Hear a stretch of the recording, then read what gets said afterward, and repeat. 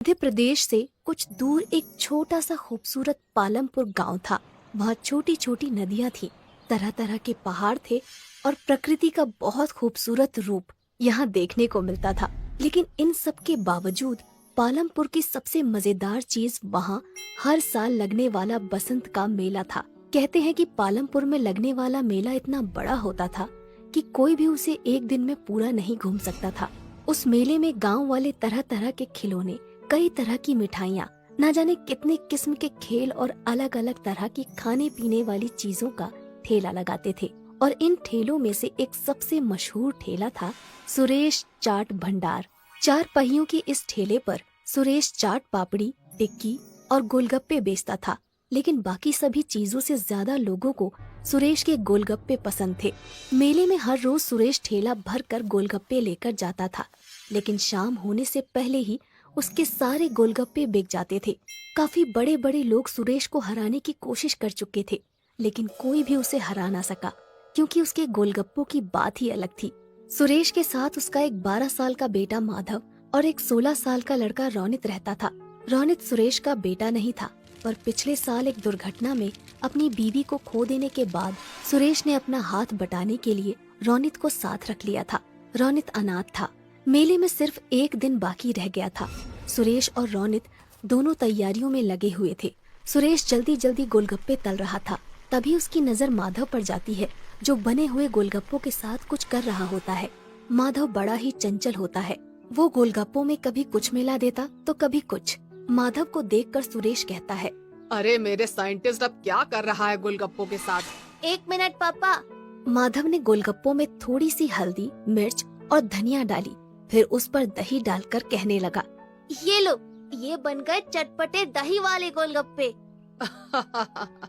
जब तू गोलगप्पे बेचेगा ना, तब ये सब नुस्खे अपनाना। अरे माधव पढ़ लिख कर गोलगप्पे क्यों बेचेगा? क्यों, क्या खराबी है? काम इंसान को छोटा बड़ा नहीं बनाता, बल्कि इंसान काम को छोटा बड़ा बनाता है। अच्छा, मतलब ये गोलगप्पों में मिर्च धनिया भरकर बड़ा इंसान बन जाएगा? क्या पता बन जाए। तुम्हें पता है, माधव जिस उम्र में है, उस उम्र में एक इंसान का दिमाग सबसे ज्यादा तेज होता है। वो ये सब बातें कर ही रहे होते हैं कि तभी माधव चिल्लाता है, ये देखिए पिताजी, मिट्टी के गोलगप्पे। ये देखकर रोनित हंसने लगता है और कहता है,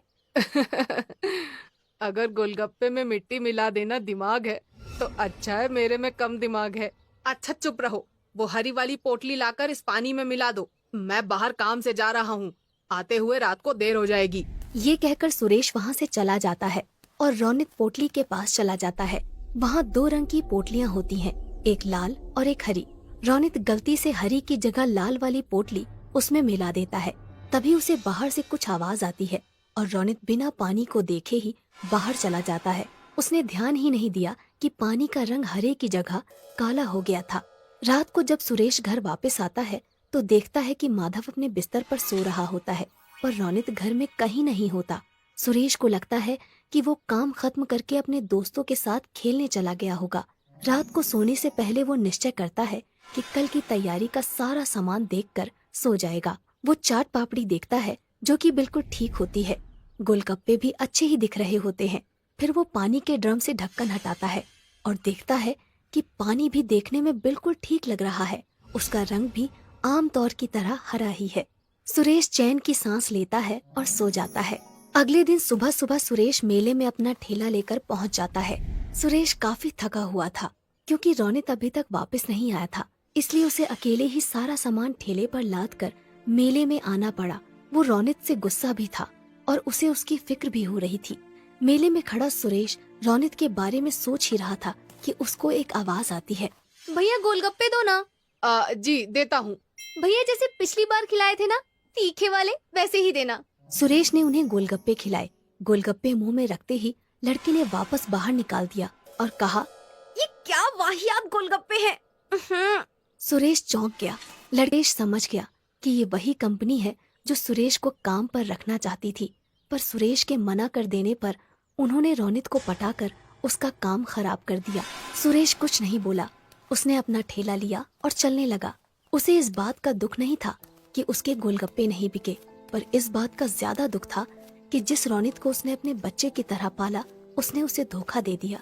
यही सोचते सोचते वो घर पहुंच गया। उसे देखते ही माधव बहुत खुश हुआ और बोला, पापा आप इतनी जल्दी आ गए और सारे गोलगप्पे वापस क्यों ले आए? वो बेटा, पता है मुझे, आप इसलिए लाए ना ताकि मैं नए गोलगप्पे बना सकूं। सुरेश ने मुस्कुराकर कहा। हाँ हाँ बेटा, जाओ नए गोलगप्पे बनाओ। ये सुनकर माधव खुश हो गया और कुछ गोलगप्पे लेकर वहाँ से चला गया। सुरेश वहीं बैठकर सोचने लगा कि कैसे अपने गोलगप्पे बेचने का काम दोबारा से शुरू करे। वो ये सब सोच ही रहा होता है कि माधव अचानक उसके सामने आकर कहता है, पापा आ करो। अरे क्यों? आ करो ना। सुरेश ने अपना मुंह खोला और माधव ने एक काला सा गोलगप्पा उसके मुंह में डाल दिया। ये क्या डाल दिया मेरे मुंह में? क्या मिलाया है तूने इसमें? चॉकलेट। अच्छा। ये गोलगप्पे खाकर सुरेश के दिमाग में एक आइडिया आया ही होता है कि तभी माधव कहता है, ये लो पापा, ये भी खाओ। सुरेश मुंह खोलता है। इसमें क्या मिलाया है तुमने? मिट्टी और लाल मिर्च। सुरेश हंसने लगता है और माधव को गले से लगा लेता है। फिर सुरेश पूरी रात अपने कमरे में कुछ करता रहता है। अगले दिन मेले में रोनित के गोलगप्पे बिक रहे होते हैं। तभी एक आवाज आती है, ये क्या खा रहे हो? वहाँ चलो सुरेश के पास, कुछ नए किस्म के गोलगप्पे आए हैं। ये सुनते ही सब सुरेश के पास चले जाते हैं और देखते हैं कि उसके ठेले पर चॉकलेटी रंग के बेहद खूबसूरत और अलग से गोलगप्पे रखे हैं। सब वो गोलगप्पे खाते हैं और सुरेश की बहुत तारीफ करते हैं। तभी रोनित वहाँ आता है और कहता है, तुमने ये कब बनाए? मेरे जिस बच्चे का तुम मजाक उड़ाते थे उसी का आइडिया है ये। ये किसके गोलगप्पे हैं? चॉकलेट के। अच्छा, मैंने तुम पर बहुत भरोसा किया था रोनित, पर तुमने वो तोड़ दिया। रोनित कुछ कहने ही वाला होता है कि अचानक भीड़ से आवाज आती है, और गोलगप्पे दो भैया। अरे भैया और गोलगप्पे तो खिलाओ। अरे बिल्कुल बिल्कुल, अभी खिलाता हूँ मैं। ये कहकर सुरेश गोलगप्पे बेचने लग जाता है और दोबारा पालमपुर के बसंत के मेले का सबसे मशहूर गोलगप्पे वाला बन जाता है, चॉकलेट के गोलगप्पे वाला।